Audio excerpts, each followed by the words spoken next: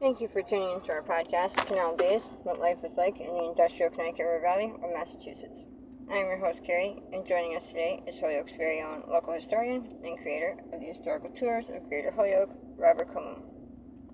He personally offers and leads public and private tours, as well as presentations of historical sites throughout communities in the state of Massachusetts. Currently, the communities he has chosen to focus on this year are Chicopee, Holyoke, South Hadley, and East Hampton, as well as Granby and Amherst. His tours spotlight on the local canals, reservoirs, cemeteries, and churches, as well as various parks, streets, and selected historical houses within each community. In today's episode, we'll be discussing the Southampton Center Cemetery. Now tell us of the early history of the Southampton Center Cemetery. Alright, a nice little cemetery founded in 1738. It is where most people from Southampton are buried, and there's a lot of cool things around, so it deserves a walk around here. So not only going to talk about its history, we're going to talk about some of the burials there, and also we're going to talk about there's a Civil War monument put in place in 1866 there, and also how does this cemetery fit into the geography of Southampton itself. It is a nice addition, for instance. So there's a lot to talk about. Now that first burial, we'll mention him briefly, because Simeon Waite, 1738, buried in the cemetery at 19 years old, and the cause of death is put onto the cemetery stone itself, and the cause of death is drinking too much water. So yes, it is possible. If you can drink too much water even when you're hydrated, but if you're dehydrated and try to replace the fluids too quickly, you can die. So don't drink more than one bottle at a time. All right. So Simeon Waite is giving you a lesson here. Now this cemetery here has a lot of old stones. They tend to be towards the front and slightly to the going in the leftmost gate, front, and then slightly to the right. A lot of old ones. 1700s tend to use the brown stones quite a bit, so you can figure out which ones are the very old ones very quickly. By the early 1800s, they're starting to use marble, and then the modern section is to the far right with its own gate on it. And tell us about some of the burials. Harry, you heard about Simeon Waite himself, and that's a good one to find. But there's many other burials around. This cemetery is at 178 College Highway, which basically is Route 10 through the community. And when I went walking around, I could see that there were a lot of military ones, and since it was after Memorial Day, we got them pointed out very quickly because there was a lot of flags around. And some of the men that are memorialized on a monument are buried within the cemetery. And what I'm trying to do is build up a list of the ones that are here. And for instance, a private Dwight Strong Bartlett is buried here. He died the last day of 1861 due to the Civil War. He was a private in the 51st Massachusetts Infantry, and his body was brought back here. All right, and there's a few others that were from that war that are buried here, and then I'm going to make a list of all those burials. And other burials, most of the burials in here use single slab stones for each single person, especially towards the old section, and they did that a lot. And once you get into the marble era of the 1800s, they start to double up quite a bit.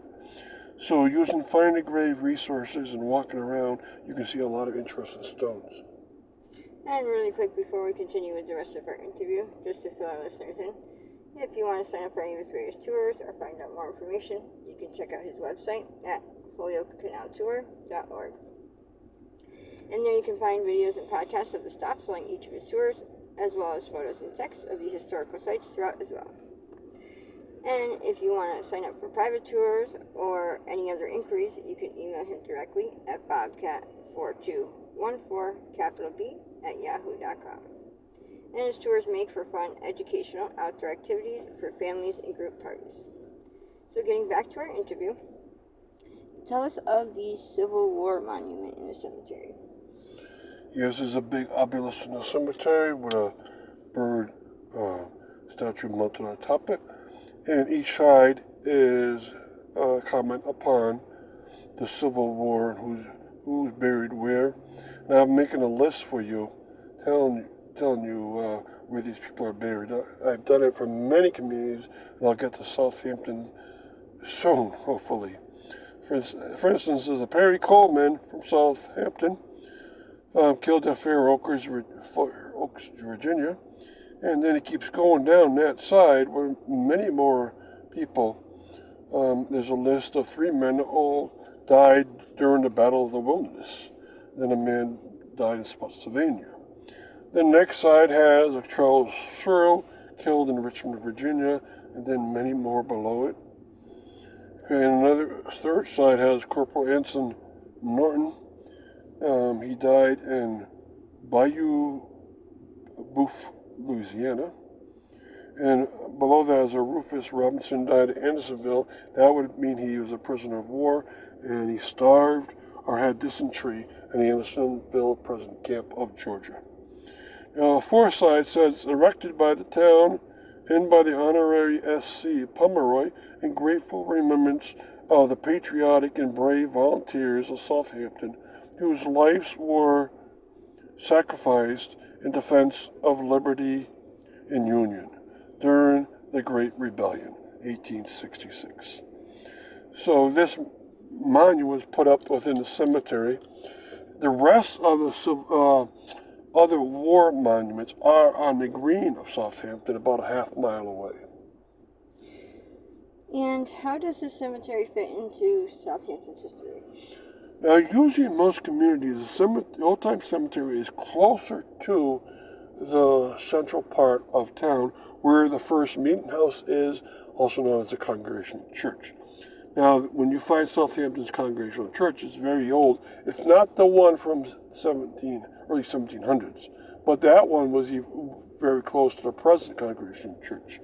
So the cemetery is about a half-mile away, and usually they're very close, like almost right on it, except in these very rural communities. And that's what's happened here. This is so rural that they have plenty of space, and so they put it a little bit further away than usual. Now, near that center, you're also going to find memorials to World War I, World War II, Vietnam War, so forth. And so this is the only one that's not there, but they knew very well that a monument had been put up within the Southampton Center Cemetery. Now, this cemetery is one of only 3 cemeteries in Southampton. There's no Catholic or Jewish cemeteries in town.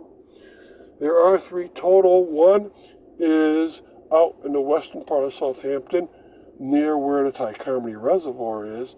That's the Fulmer Cemetery, or Westport Cemetery.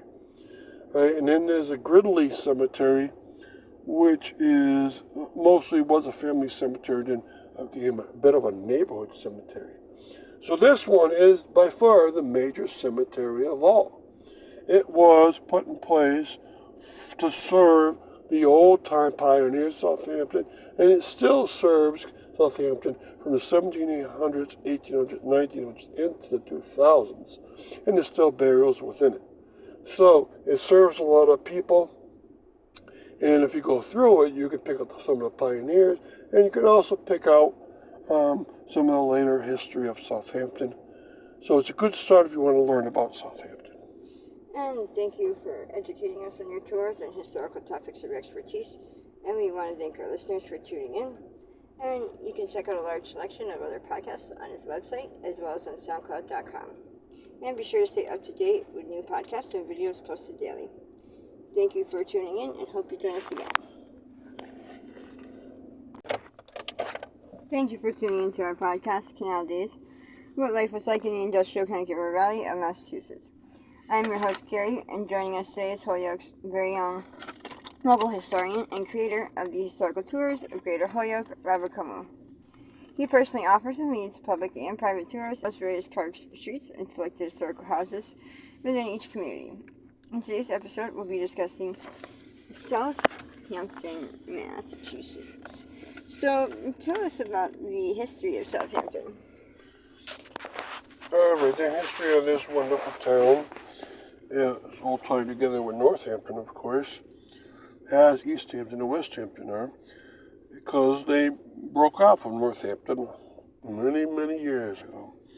Alright, so Southampton was settled in 1732, and then it became a town in 1775. And when it became a town, you have to have a church, a school, a cemetery, all in order for yourself. And that church would double as the place where politics was done. They call it a meeting house. All right, and so when you go to Southampton, you find an old cemetery there, which predates Southampton because it was made basically when the town was settled off of Northampton's pioneers. And you're also going to meet reservoirs there. And that's because Holyoke wanted pure water, and what it did, it went to one of the towns out further west where they know that urbanization would not make the reservoirs polluted. And also today we're going to talk about what the center is like and what Southampton does for its history. Now, besides that cemetery, it also has a beautiful white-clad church. And that church is not the absolute original, but it's a very, very old edition. It was built in 1788. And remember, when you're a town, you have to have a church right away. And so the original church was from the 1760s to 1770s. All right. And when it was built, it looked just like a meeting house. And in 1822, they built a steeple with a bell tower inside of it. And that church is from 1788, is still there. And it's thought to be the oldest church in western Massachusetts. It has a gorgeous look to it. It's actually fairly large. And it's right in the center of town where the green is, and across the green, partly on the green and partly across the green, is a memorial square where any man from Southampton that died in the course of any American war has on one of these plaques either World War I, II, or older wars like the Revolutionary War, and so forth. And tell us about the reservoirs of Southampton. All right, so Holyoke is responsible for those reservoirs out there. And they had one out there called the Manhan Reservoir. It backed up the north tributary of the Manhan River. And it fed water into Holyoke from that through a pipeline that was 17 miles long, went into a notch between the East Mountain. It came into the southern end of Ashley Reservoir in Holyoke. And by doing so, it increased the amount of water they could serve out on a daily basis. And Holyoke had a great need for water because a lot of people and a lot of mills. And the mills had industrial processes that some of them needed lots of water, especially paper production. And Holyoke was a paper city. Now, also out there is a new intake reservoir.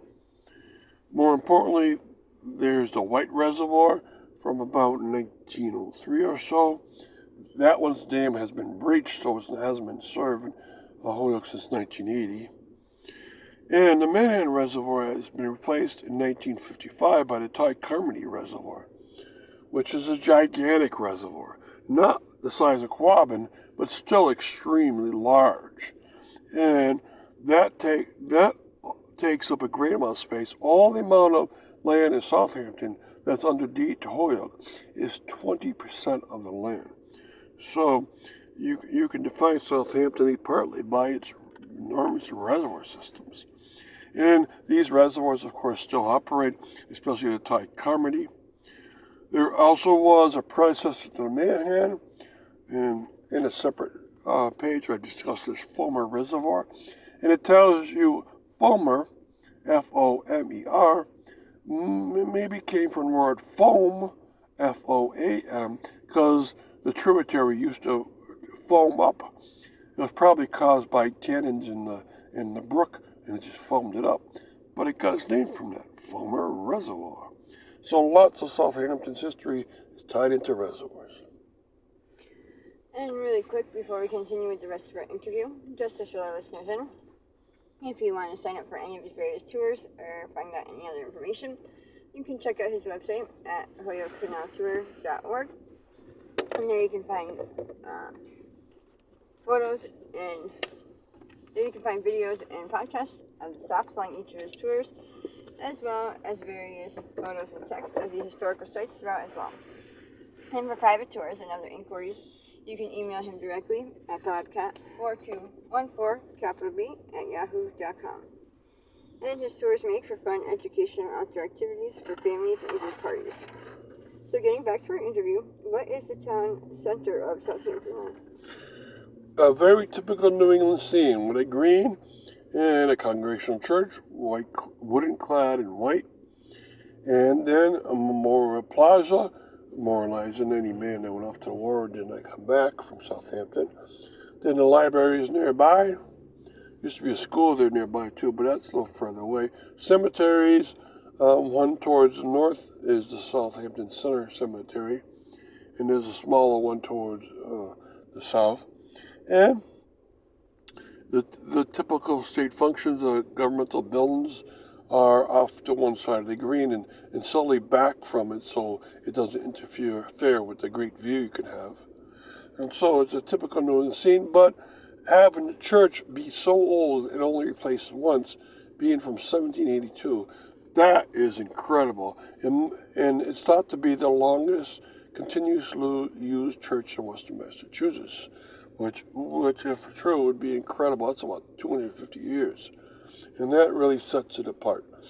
And this is the kind of place I can describe all I want, whether in this podcast or in text and images, but it's always better that you go there and see how wonderful it is. And we're going to talk about its preservation, which is very important here. And how do they preserve their history? All right, the Southampton Library, called the Edwards Library, is very active in preserving history. It maintains a lot of information on the church, but also on the cemetery, a lot of the burial records. And it has a very active presentation program in the library there. And also the Southampton Historical Society is pretty active too. And lots of old homes in Southampton. It's not as old as Northampton, of course, but some of the homes are definitely from mid-1700s, and a few of them are still around. And then for nature, it's quite nice because you get all this reservoir activity there, and that's preserving all that land out there. And so Southampton is a typical New England old-time town that still presents itself very well. There's almost no commercialization, and whether it's land or homes or streets, it's well preserved. And thank you, Robert, for educating us on your tours and historical topics of your expertise. And we want to thank our listeners for tuning in. And you can check out a large selection of other podcasts on his website